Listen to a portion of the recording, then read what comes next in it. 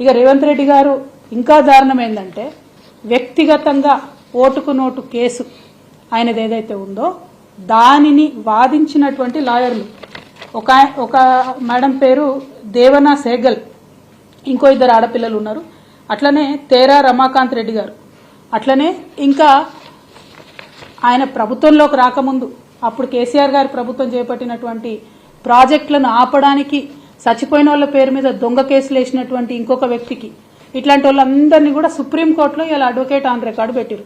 అంటే మొన్నటిదాకా రేవంత్ రెడ్డి గారు జేబులోకి వెళ్ళి జీతం ఇచ్చిరు వీళ్లకు, ఇవాళ మన తెలంగాణ బిడ్డల రక్తం స్వేదం మనం కట్టే ట్యాక్స్ మన తెలంగాణ ప్రభుత్వ ఖజానా నుంచి ఆయన ఓటుకు నేటు కేసు వాదించిన మొత్తం టీం అంతటిని కూడా సుప్రీంకోర్టులో పోయి నింపుకున్నారు. మరి ఇదేం పద్ధతి, ఇదేం న్యాయం? ఎవరు లేరా ఇంకా కొత్త వాళ్ళు, న్యూట్రల్గా ఉండేవాళ్ళు, తెలంగాణ రాష్ట్ర ప్రభుత్వ ప్రయోజనాల కోసం పనిచేసే వాళ్ళు ఎవరు లేరా? మీ ఓటుకు నేటు కేసుని మీ ప్రైవేట్ టీంని తీసుకుపోయి అలా సుప్రీంకోర్టులో పెడితే నిజంగా కాంగ్రెస్ పార్టీలో ఇంతమంది సీనియర్ నాయకులు ఉన్నారు, ఒక్కరు కూడా ప్రశ్నించకపోవడం చాలా దారుణం. ఇది తెలంగాణ ప్రజల యొక్క డబ్బును సొమ్మును దుర్వినియోగం చేయడం తప్పితే ఇంకొకటి కాదు అని చెప్పి మేము తెలియజేస్తూ, ఫైనల్గా గౌరవ ముఖ్యమంత్రి వర్యులు రేవంత్ రెడ్డి గారు మీరు చెప్పినటువంటి నీతి వాక్యాలను మీరు పాటిస్తే బాగుంటుంది. సింగరేణిలో డిపెండెంట్ ఉద్యోగాలు వచ్చినటువంటి వాళ్ళందరికీ కూడా నిన్న గౌరవ ముఖ్యమంత్రి గారే స్వయంగా మరి ఉద్యోగ నియామక పత్రాలు ఇచ్చారని చెప్పి చెప్పడం జరిగింది. వాస్తవానికి ఇది ఎంత సిగ్గుచేటంటే డిపెండెంట్ ఉద్యోగాలు అనేటటువంటిది పోగొట్టిందే కాంగ్రెస్ పార్టీ. ఐఎన్టీయూసీ అని కాంగ్రెస్ పార్టీ యొక్క ట్రేడ్ యూనియన్ ఏదైతే ఉంటుందో వాళ్ళ సంతకాలతోని, ఏఐటీయూసీ సంతకాలతోని, తెలుగుదేశం పార్టీ ట్రేడ్ యూనియన్ సంతకాలతోని జాతీయ రాష్ట్రీయ ట్రేడ్ యూనియన్లు అన్నీ కలిపి ఆనాడు డిపెండెంట్ ఉద్యోగాలను పోడగొడితే కేసీఆర్ గారు వచ్చి డిపెండెంట్ ఉద్యోగాలు ఇచ్చి 20,000 నియామకాలు జరపడం జరిగింది. ఆ 20,000 నియామకాలు జరిపినటువంటి సందర్భంలో ఎన్నడూ కూడా కేసీఆర్ గారు వెళ్ళి ఒక్క నియామక పత్రం కూడా ఇవ్వలేదు.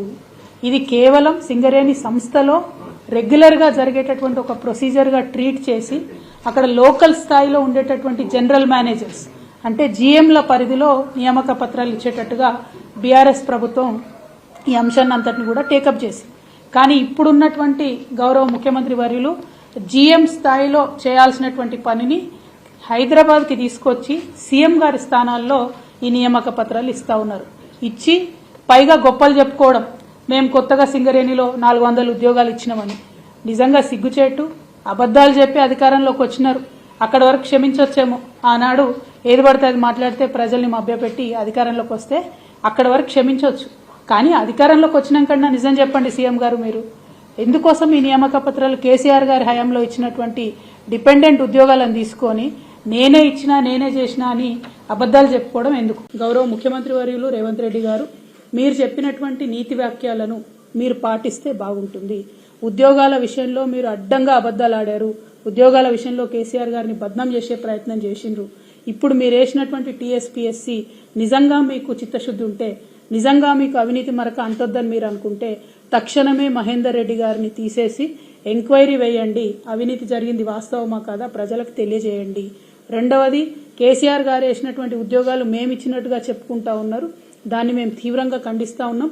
మీరు ఇప్పటివరకు ఇచ్చిన 60 ఉద్యోగాలే, ఇంకా కొత్తగా ఏం ఉద్యోగాలు ఇస్తారో, డిసెంబర్ వరకు ఏం ఉద్యోగాలు ఇస్తారో తెలియజేయవలసిందిగా కోరుతా ఉన్నాం. మూడవది, విద్యుత్ సంస్థలో నియామకం చేసినటువంటి ఆంధ్రోళ్లను తక్షణమే తీసి తెలంగాణ డైరెక్టర్స్ వేయాలని మూడో డిమాండ్ చేస్తా ఉన్నాం. నాలుగవది, సుప్రీంకోర్టు ఆఫ్ ఇండియాలో మీ పర్సనల్ కేసులు, మీ అవినీతి కేసులు, మీ దొంగ కేసులు వాదించి ఆనాడు తెలంగాణ ప్రభుత్వం మీద దొంగ కేసులు వేసిన టీంని తీసేసి నిజంగా టాలెంట్ ఉన్నటువంటి వాళ్లను, నిజంగా తెలంగాణ ప్రభుత్వ ప్రయోజనాలు కాపాడే వాళ్లను పెట్టాలని డిమాండ్ చేస్తూ మరి మీ యొక్క చిత్తశుద్ధి నిరూపించుకోవాలి. మీరు ఇన్ని రోజులు చేసినటువంటి ఆరోపణలను దాన్నన్నింటినీ కూడా తప్పని నిరూపించే విధంగా ఉన్నటువంటి మీ వ్యవహారాన్ని సరిదిద్దుకోవాలని సూచన చేస్తా ఉన్నాం. భారీ మెజారిటీతో గెలిపిస్తే మరి సింగరేణిని విధ్వంసం చేసింది ఎవరు, సింగరేణి ఫండ్స్ అన్ని కూడా తరలించకపోయింది ఎవరు అని చెప్తా ఉన్నాను. ఈరోజు సింగరేణి ఫండ్స్ అన్ని కూడా మరి సిరిసిల్ల, గజ్వేలు, మరి మెదక్ డిస్ట్రిక్ట్లకు తరలించకపోయిన విషయాన్ని ఈ సందర్భంగా గుర్తు చేస్తా ఉన్నాను. ఎందుకంటే అక్కడ వాళ్ళు కష్టపడి అక్కడ పైసలు సంపాదిస్తే ఆ చుట్టుపక్కల ఉన్నటువంటి ఏరియాను డెవలప్ చేయడం నిర్లక్ష్యం చేసి వాళ్ళ ఇష్టం ఉన్నట్టుగా ఆ యొక్క నిధులు మళ్ళించిన విషయం నిజం కాదా అని చెప్పి అడుగుతా ఉన్నాను. మరి ఢిల్లీ నుంచి గల్లీ వరకు కూడా అన్నింటిలో వాటా ఉన్నది వీళ్ళందరికీ కూడా బీఆర్ఎస్ నాయకులకు. మరి సింగరేణి అవినీతిలో కూడా ఎంత వాటా ముట్టిందో చెప్పాల్సిన అవసరం ఉందని కూడా కవితను నేను డిమాండ్ చేస్తూ ఉన్నాను. డిప్యుటేషన్లకు బదిలీలకు లెటర్లు ఇచ్చి ఎంత సంపాదించినావో కవిత చెప్పాల్సిన అవసరం ఉంది. నీ చిట్టా మొత్తం సింగరేణిలో ఎవరిని అడిగినా కూడా ఈరోజు చెప్తారనే విషయాన్ని కూడా తెలియజేస్తూ ఉన్నాను. మరి అడిషనల్ అడ్వకేట్ జనరల్గా రజనీకాంత్ని నియమిస్తే నీకెందుకు భయం అని చెప్పి అడుగుతా ఉన్నాను. తెలంగాణ హైకోర్టు అడ్వకేట్గా మరి ఆయన అసోసియేషన్కు ప్రధాన కార్యదర్శి. హైకోర్టులో 2200 కేసులు పార్టీ తరఫున, కాంగ్రెస్ పార్టీ తరఫున మరి ఆయన వాదించినటువంటి వ్యక్తి. తెలంగాణకు వ్యతిరేకంగా ఆయన ఎక్కడ కూడా చేసింది లేదు, తప్పుడు నిర్ణయాలు కూడా తీసుకున్నది లేదు అని చెప్తా ఉన్నాను. మరి తెలంగాణ కోసం, తెలంగాణ న్యాయం కోసం కొట్లాడిన న్యాయవాదిగా ఈరోజు రజనీకాంత్ రెడ్డి గారిని కాంగ్రెస్ పార్టీ మరి నియమించిందని చెప్పి తెలియజేసుకుంటూ, ఇక ముందైనా కూడా కవిత గారికి ఒక్కటే చెప్తా ఉన్నాను. అమ్మ, మీరు ప్రెస్ మీట్ పెట్టే ముందు, ఏదైనా మాట్లాడే ముందు గత 9.5 సంవత్సరాల మీ పరిపాలన ఒకసారి తిరిగి చూసుకోండి. ఏ విషయం మీదనైతే మీరు మాట్లాడుతూ ఉన్నారో ఆ విషయంలో మీ ప్రభుత్వం ఉన్నప్పుడు ఏం చేసింది అని ఒక్కసారి వెనక్కి చూసుకున్న తర్వాత మాట్లాడితే బాగుంటుంది.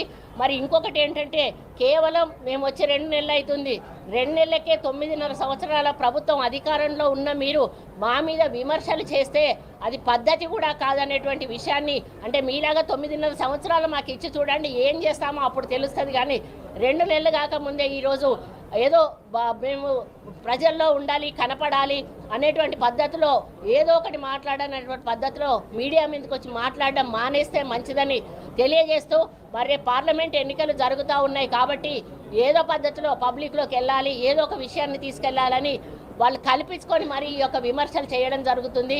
కాబట్టి ప్రజలకు తెలుసు, మొన్న ఓడిచ్చారు, ఏదో పార్లమెంట్లో మళ్ళీ సీట్లు గెలుస్తామని ఆశపడతా ఉన్నారు. కానీ ఎట్టి పరిస్థితుల్లో జరగదు. ఇప్పటికే ప్రజాపాలనలో మా కాంగ్రెస్ పార్టీ ప్రజల వద్దకు మరి 6 గ్యారంటీలను తీసుకుపోయేటువంటి ఫార్మేట్ ఏదైతే ఉందో తీసుకోవడం జరిగింది. వాటిని సర్వే చేపిస్తుంది, వాటన్నిటిని కూడా ప్రజలకు అందే విధంగా ముందుకు పోతుంది. ఇప్పటికే 2 గ్యారంటీలను అమలు చేసింది, ఇంకొక 2 గ్యారంటీలను ఇంకొక వారం 10 రోజుల్లో అమలు చేయబోతా ఉంది. కాబట్టి మేము ఏదైతే భగవద్గీతగా భావిస్తున్నటువంటి మా మేనిఫెస్టోను అమలు చేస్తాము. మీరు ఎన్ని అడ్డంకులు పెట్టినా కూడా అది ప్రజలకు చేరేదాకా పని చేస్తామని తెలియజేసుకుంటూ, ఇకనైనా మీరు ఆలోచించు ప్రెస్ మీట్ పెడితే బాగుంటుందని నా యొక్క సూచన చేస్తూ సెలవు తీసుకుంటా ఉన్నాను.